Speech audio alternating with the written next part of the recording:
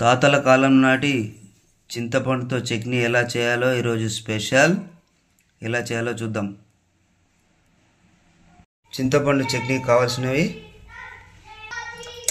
చింతపండు,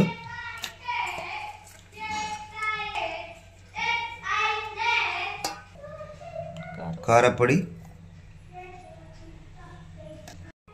ఉప్పు, జీలకర్ర, వెల్లుల్లి.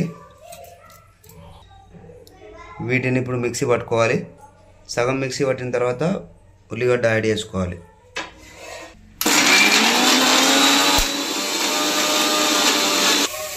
ఇట్లా సగం మిక్సీ అయిన తర్వాత ఉల్లిగడ్డలు వేసుకోవాలి. మిక్సీ పట్టుకొని ఇలా గిన్నెలో తీసి పక్కకు పెట్టుకోవాలి. ఇందులోకి పోపు పెట్టుకోవాలి. ఇప్పుడు గిన్నె పెట్టుకొని నూనె పోసుకోవాలి. పోపుకి ఆవాలు వేసుకోవాలి, జీలకర్ర, మినప్పప్పు, శనగపప్పు, ఎండుమిర్చి,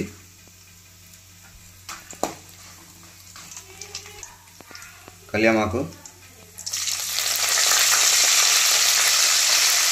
వెల్లుల్లి. దీనిలో కొంచెం మెంతి పొడి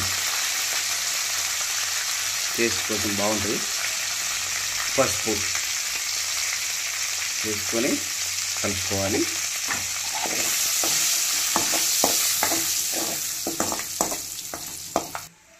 ఇప్పుడు మనం పోపు ఇందులో వేసుకోవాలి.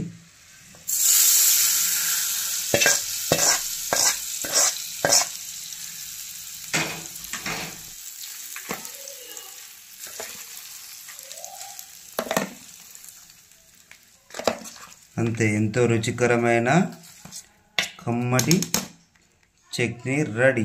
ఇది వేడి అన్నంలోకి తింటే చాలా బాగుంటుంది.